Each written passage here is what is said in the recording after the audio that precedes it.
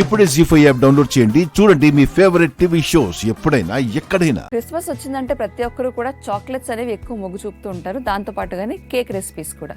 మరి అందుకే ఈసారి క్రిస్మస్ స్పెషల్ గా హెల్దీ వీగన్ చాక్లెట్స్ ని తయారు చేసుకునే విధానం చూపిస్తే బాగుంటుందని నాకు అనిపిస్తుంది. అలాగేనమ్మా. మామూలుగా చాక్లెట్స్ అన్నిట్లో మిల్క్ పౌడర్ ఎక్కువ ఉపయోగించి, పంచదార ఎక్కువ ఉపయోగించి చాలా కలర్స్ ఫ్లేవర్స్ చేస్తారు. అందుకని పిల్లలకి పళ్ళు పుచ్చిపోతాయి, లోపల అనేక రకాల ఇమ్యూనిటీ అనే ఇబ్బందులు వస్తుంటాయి. మనం చూపించే చాక్లెట్స్ చక్కగా 2 రకాల నట్స్ తో చేస్తున్నాం. ఒకటి వేరుశెనగ పప్పులు, 2 జీడిపప్పు. మామూలుగా మెత్తటి బ్లాక్ డేట్స్ ఉంటాయి, గింజలు తీసేసి ఆ ఖర్జూరం పేస్ట్ ని తీపిగా వాడుతున్నాం ఇక్కడ.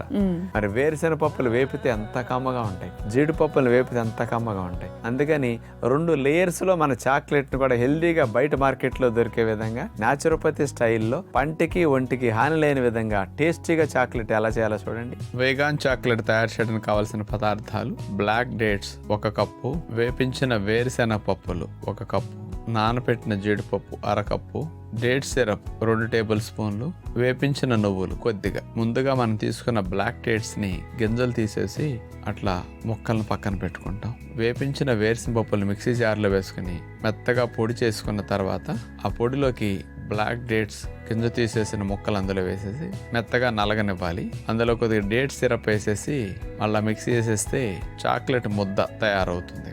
అలాగే నానపెట్టుకున్న జీడిపప్పును కూడా మిక్సీ జార్లో వేసేసి మెత్తగా పేస్ట్ చేసేసుకుంటాం. ఆ జీడిపప్పుకి పేస్ట్ కూడా తీసి పక్కన పెట్టుకుంటాం. మనం వేపించిన నువ్వుల్ని కింద ప్లేట్లో అట్లా చల్లేసేసి ఈ చాక్లెట్ ముద్దని ఆ నువ్వుల మీద వేసి రోల్ చేయాలి. అట్లా గుండ్రంగా రోల్ చేసిన తర్వాత సెంటర్లో చేతి వేళ్లతో గాడిలా చేస్తాం. స్పూన్తో కూడా అట్లా జీడిపప్పు పేస్ట్ పెట్టడం కోసం గాడి చేసి ఉంచుకుంటాం. ఒక కోన్ తీసుకుని ఆ కోన్లో జీడిపప్పు పేస్ట్ వేసేసి సెంటర్లో ఆ గాడిలో అట్లా పోసేస్తాం. పైన బ్లాక్ డేట్ సిరప్ అట్లా ఒక తాడు వలె షేపులో వేసేసి కావలసిన షేప్లో ముక్కలు కట్ చేసుకుంటాం. ఇప్పుడు మేము చూపించిన చాక్లెట్ని మీరు ఇళ్లలో చేసి మీ పిల్లలకి స్టాక్ కావాలంటే ఫ్రిడ్జ్ లో పెట్టేసేసుకుని రోజు భోజనం మేక 1-2 తినిపించండి, 4 తినిపించండి, నష్టమేమీ జరగదు లేదు.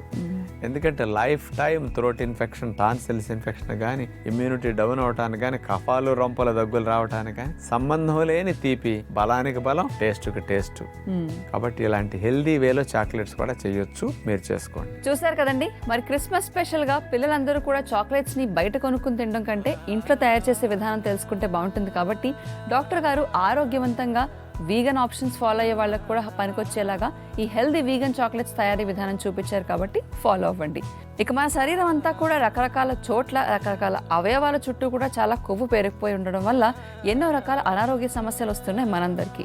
మరందుకే ఆ కొవ్వు కరగాలంటే గనక ఎలాంటి వ్యాయామాలు పనిచేస్తాయో ఈ రోజు తెలుసుకుందాం. డాక్టర్ గారు, మన కార్యక్రమంలో భాగంగా కొవ్వు కరగడానికి రకరకాల యోగాసనాలు అలాగే వ్యాయామాలు కూడా చాలానే చెప్పాం. కానీ ప్రేక్షకులందరూ కూడా వాళ్ళకి ఏవి నచ్చిందో, వాళ్ళకి ఏది చేస్తే కంఫర్టబుల్ గా అనిపిస్తుందో ఆ వ్యాయామాలు మాత్రమే చేస్తారు. కాబట్టి మరొక్కసారి బాడీ ఫ్యాట్ రిడక్షన్ ఎక్సర్సైజెస్ చూపిస్తారా? కొంతమంది వెయిట్ తగ్గాలని ఒక లక్ష్యం పెట్టుకుంటారు. లక్ష్యం పెట్టుకున్న దగ్గర నుంచి కొద్దిగా తక్కువ టైంలో ఎక్కువ ఫలితం రావాలి, కొవ్వు బాగా కరగాలి, వెయిట్ బాగా తగ్గాలంటే బిగినర్స్ ఫ్యాట్ రిడక్షన్ కోసం చేయాల్సిన 3 వ్యాయామాలు ఈరోజు స్పెషల్ గా చూపించబోతున్నాం.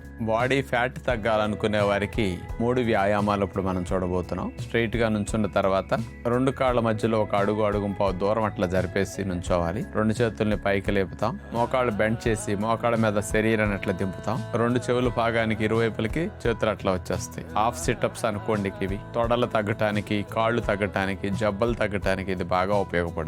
కింద కూర్చుని పూర్తిగా చేయలేని వారు, బాగా ఒబిసిటీ ఉన్నవారు హాఫ్ సిటప్స్ ఎట్లా చేయగలిగితే కాళ్ళ భాగంలో కొవ్వు బాగా కరగటానికి ఈ హాఫ్ సిటప్స్ ఉపయోగపడతాయి అన్నమాట.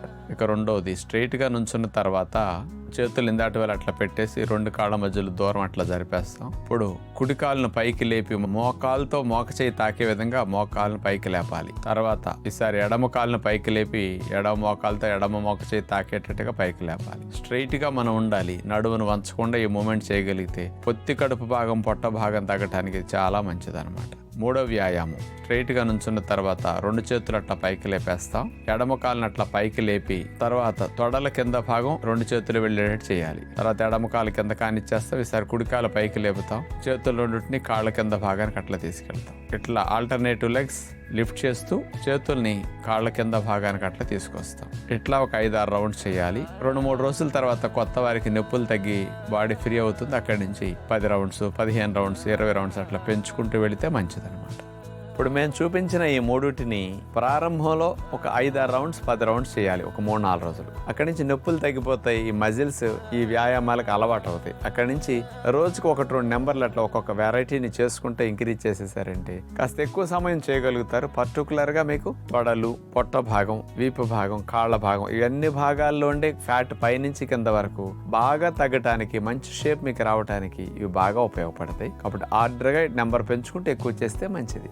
చూసారు కదండి, మరి beginners body fat reduction exercises అంటే ఇప్పుడిప్పుడే వ్యాయామాలు మొదలు పెట్టేవాళ్ళు, ఇప్పుడిప్పుడే కాస్త వ్యాయామం చేయాలి, అలాగే యోగాసనాలు చేయాలి అని ప్రాక్టీస్ చేసుకునే వాళ్ళందరూ కూడా చేయాల్సిన వ్యాయామాలు డాక్టర్ గారు ఈరోజు ఎపిసోడ్లో మనందరికీ చూపించారు. కాబట్టి ఇకనైనా మీరందరూ కూడా ఈ వ్యాయామాలు చేసుకోవడం అలవాటు చేసుకోండి.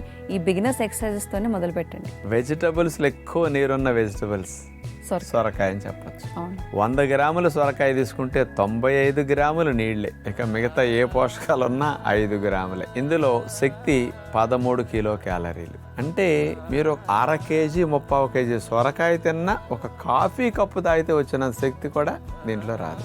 కానీ 3/4 కేజీ సొరకాయ అంటే కడుపు నిండిపోతుంది. అందుకని ఎంత తిన్నా క్యాలరీస్ ఉండవు. అందుకని ఇది 0 క్యాలరీ వెజిటబుల్ అని అంటే అనొచ్చు. ఒక ముక్క 2 జీడిపప్పుల గుళ్ళు ఉంటాయి కదా, ఆ 2 జీడిపప్పుల గుళ్ళు తింటే 100 గ్రాముల సొరకాయ ముక్కకు సమాన శక్తులు. అంత తక్కువ శక్తి అనమాట.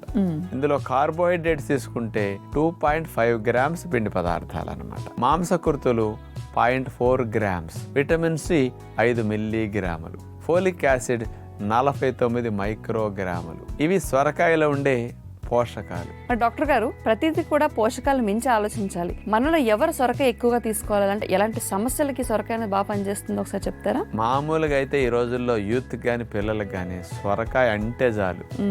అసలు ఇష్టం లేని కూరగాయలు ఇది ఒకటి. ఎందుకంటే అందరూ దుంపలకి, వంకాయలకి, బెండకాయలకి ఇట్లాంటి వాటి క్యాప్సికమ్కి అలవాటు పడ్డారు. కానీ పూర్వం రోజు నుంచి వచ్చే సొరకాయ వాడకం ఈ రోజుల్లో పిల్లలకు పెద్దగా నచ్చట్లేదు. దీంట్లో సైంటిఫిక్ గా మీ అందరికి చెప్పడం కోసం సొరకాయలో స్పెషల్ గా ఏమున్నాయి తర్వాత చెప్తా, కానీ అతి ముఖ్యమైన ఏమున్నాయని మేము సైంటిఫిక్ గా తీసాం. కాబట్టి ఇప్పుడు సొరకాయ ప్రకృతి విజ్ఞానంలో స్పెషల్ గా ఈ రోజు ఇస్తున్నాం అనమాట.